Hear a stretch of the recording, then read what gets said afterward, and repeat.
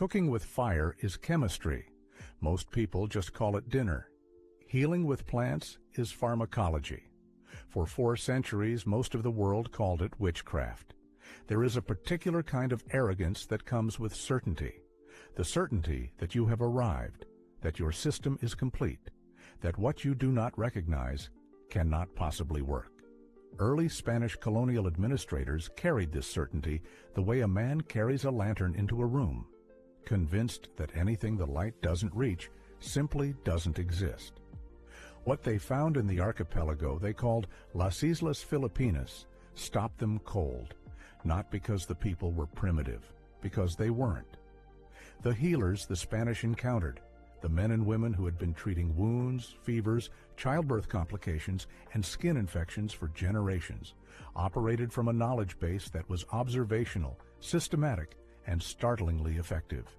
Not mystical, not accidental. Effective and effectiveness, when it comes from a source you've decided to dismiss, is deeply uncomfortable. This is the story of that knowledge. Where it came from, what it could do, why it nearly disappeared, and why quietly it refused to.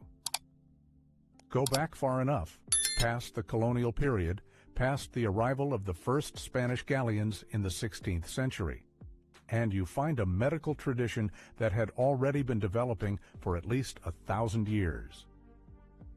Incidentally, the Philippines sat at the crossroads of maritime trade routes connecting China, the Malay world, India, and the Arab trading networks. Ideas traveled with goods. Medical knowledge traveled with people. The healers of the archipelago, called Babaylan in Visayan communities and referred to by various regional names across Luzon and Mindanao, had absorbed, tested, and adapted medical understanding from multiple civilizations, then filtered it through centuries of direct ecological observation. They knew their islands, deeply, important. The Philippine archipelago holds one of the highest concentrations of plant biodiversity on Earth. Over 7,000 islands, thousands of plant species, many found nowhere else. The Babaylan and their predecessors spent generations cataloging what those plants could do, not in writing the way we understand it, but in practice, in memory, in transmission from teacher to student, mother to daughter, elder to apprentice. This was not superstition with herbs scattered on top. This was accumulated empirical knowledge wearing the clothes of ritual, because ritual was how knowledge survived without paper. Then 1565 arrived. Miguel Lopez de Legazpi. The permanent Spanish colonization of the archipelago began, and with it a collision of worldviews that would shape the next 300 years. Stop. The Spanish brought their own medical tradition, Galenic theory, bloodletting, humoral balance. By the mid-16th century, European medicine was still working from a framework that dated back to ancient Greece and had been calcified by medieval scholasticism. It was theoretical, it was prestigious, and in many documented cases, it was less effective than what it was replacing. Here is where the story gets strange. Some of the Augustinian and Jesuit friars who arrived in the early colonial period were not fools. They were educated men, and a few of them wrote down what they saw. Francisco Ignacio Alzina, a Jesuit missionary who lived among the Visayans in the 17th century, produced detailed observations of local medical practices that read less like condemnation and more like bewilderment tinged with reluctant admiration. He documented specific plants used for specific conditions. He noted that certain treatments worked consistently. He could not explain why within his own framework, so he recorded them and moved on. Those records survived. They're accessible now in fragments through archival research. What they describe is a pharmacopoeia, not a random collection of folk remedies, a pharmacopoeia. The Babaylan used Lagundi, Vitex negundo, for respiratory conditions. Modern pharmacological research conducted centuries later confirmed its bronchodilator properties. They used Sambong, Blumea balsamifera, as a diuretic and for kidney stones. The Philippine Department of Health now officially lists it as an approved herbal medicine. They understood wound management using guava leaf preparations, which we now know contain compounds with genuine antimicrobial activity. These weren't flukes, they were patterns. Patterns, though, are only visible when someone is paying attention without an agenda. Wait a second. The colonial medical establishment, such as it was, had an agenda, not necessarily a malicious one, more the kind that comes from institutional momentum. The church needed the Babylon to be practitioners of dark arts because the Babylon were also the spiritual leaders, the midwives, the community authorities. Discrediting the medicine discredited the person. Discrediting the person opened a vacuum that colonial religious authority could fill. This is not a conspiracy. It's sociology. Incidentally, the Babylon were prosecuted. Some were executed, many were pushed underground. The transmission of knowledge, which had always been oral, always relational, was fractured. A broken chain of transmission is its own kind of burning library. Yet something persisted. Knowledge that is woven into daily life is harder to eradicate than knowledge stored in a building. Families kept practicing. Rural communities kept turning to the local healer when Spanish physicians were unavailable, which in most of the archipelago, for most of its history under Spain, was most of the time. By the way, the knowledge went quiet. Quiet is not the same as gone. Now hold that thought about persistence, because what happens next requires understanding what Europe was doing in parallel and why the gap matters. For much of the colonial period, Spanish medical practice in the Philippines consisted of whatever the colonial administration could afford to send and maintain, which wasn't much. The first real hospital in the archipelago, Hospital Real de Manila, was established in the late 16th century. It served primarily Spanish soldiers and administrators. Interesting fact, the vast majority of Filipinos had no access to it. This created a documentary irony. Spanish records complained about Filipino resistance to colonial medicine. Filipino medical practice, meanwhile, was filling the gap that colonial medicine couldn't reach, and in many cases performing better. Stop. The 17th century Franciscan friar Juan de Plasencia wrote about indigenous healing practices with a mixture of anthropological curiosity and theological alarm.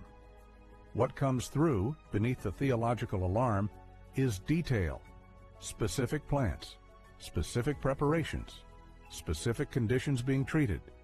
He was writing it down because it worked. You don't write down things that don't work. Moving on. The real reckoning came slowly, very slowly. In the 19th century, as scientific thinking began to shift in Europe, germ theory, systematic pharmacology, the beginnings of what we'd recognize as evidence-based medicine, a few European and Filipino scientists started looking at the archipelago's traditional plant medicine with new tools. What they found was not embarrassing.